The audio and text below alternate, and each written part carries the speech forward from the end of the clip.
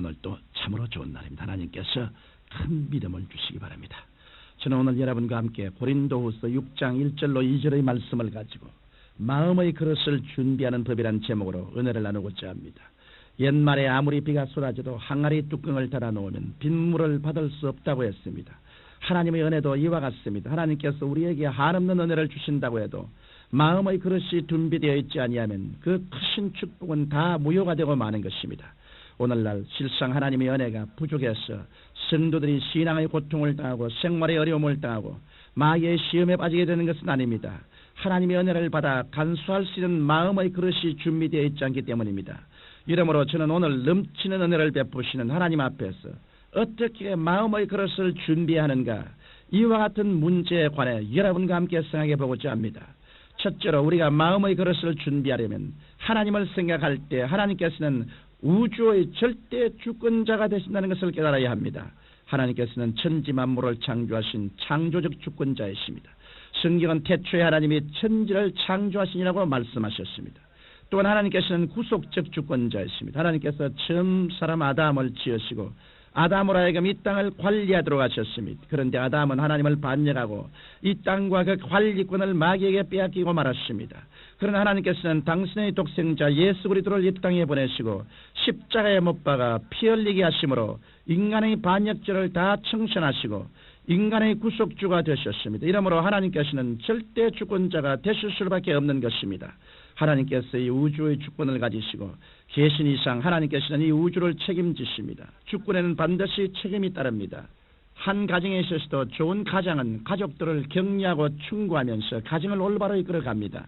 그래서 좋은 가장을 둔 가족은 그 가장을 전적으로 의지합니다. 왜냐하면 좋은 가장은 끝까지 가족들을 책임지고 돌볼 것을 믿기 때문인 것입니다. 마찬가지로 하나님께서는 그리스도인들의 좋으신 아버지가 되십니다. 그래서 하나님의 주권하에 들어온 성도는 잘못하면 하나님의 사랑의 채찍을 맞지만 잘하면 하나님의 은혜와 축복을 받으며 성장할 수 있는 것입니다.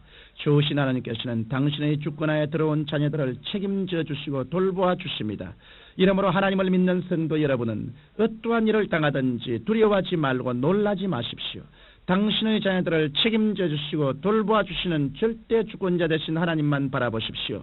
그 하나님께서는 이사야 41장 10절에 두려워 말라 내가 너와 함께함이라 놀라지 말라 나는 내 하나님이 됨이니라 내가 너를 굳세게 하리라 참으로 너를 도와주리라 참으로 나의 의로운 오른손으로 너를 붙들리라고 말씀하셨습니다. 이러므로 여러분이 하나님의 주권을 존중하고 신뢰하고 순종하는 이상 하나님께서는 여러분을 끝까지 책임져 주시는 것입니다. 여러분은 절대 주권자 대신 좋으신 하나님의 주권을 존중하고 신뢰하고 순종하면서 개인, 가정, 생활, 자녀 싸움 문제를 전폭적으로 하나님께 맡기며 살아감으로 하나님의 축복을 받고 하나님께 영광 돌리게 되시기를 주님의 이름으로 축원합니다. 둘째로 우리가 마음의 그릇을 준비하려면 하나님께서는 전지전능하신 관리자요 경영자인 것을 믿어야 합니다.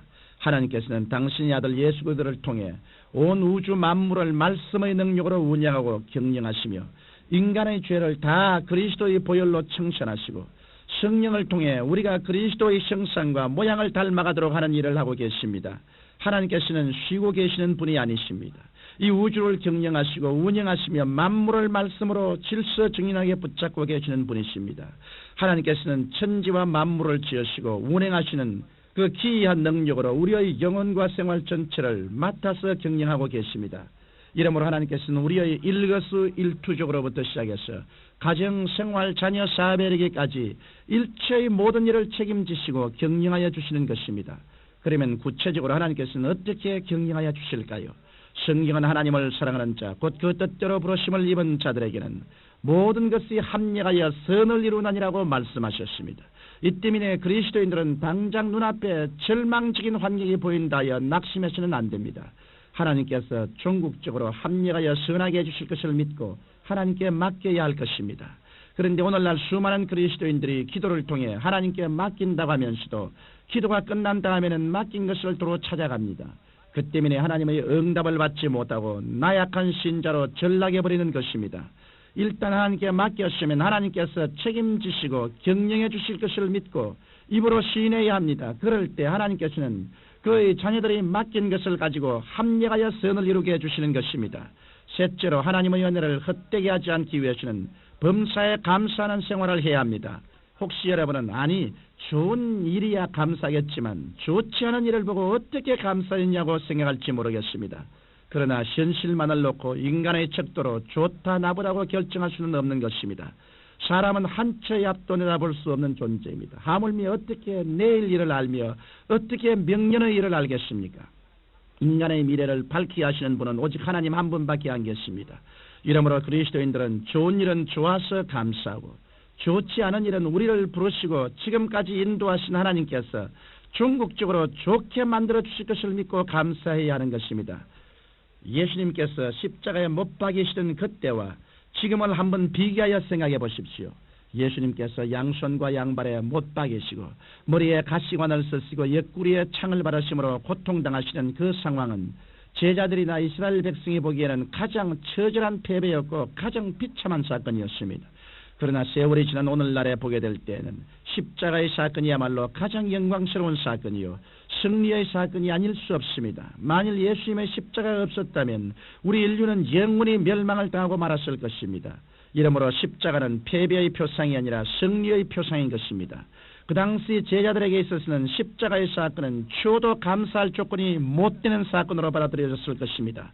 그러나 지금 우리들에게는 이보다 더 큰 축복이 어디 있겠습니까? 십자가야말로 하나님의 은총의 원천이 된 것입니다. 저의 경우만 해도 그렇습니다. 오래전 제가 폐병으로 사형선고를 받았을 때 저는 가장 처절한 비극에 직면했다고 생각했습니다.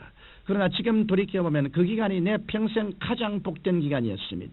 제가 그때 폐병에 걸리지 않았더라면 저는 복음을 받아들이지 않았을 것이요 지금처럼 주의 종도 되지 못했을 것이요 아마 지옥으로 가고 말았을 것입니다. 그러니 그때가 얼마나 큰 축복을 받은 때인지 말로 형용할 수 없는 것입니다. 이러므로 여러분도 현실을 바라보지 말고 내일의 위대한 하나님의 경영과 승리를 바라보며 감사해야 할 것입니다. 십자가의 고난만 바라보지 말고 십자가를 통해 나타나는 부활을 바라보아야 하는 것입니다.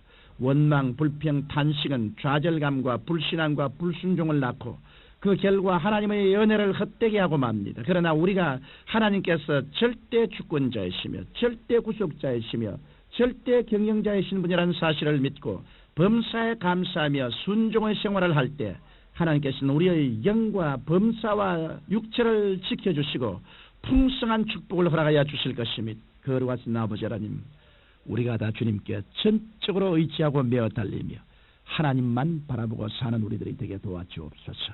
예수님 이름으로 기도합니다.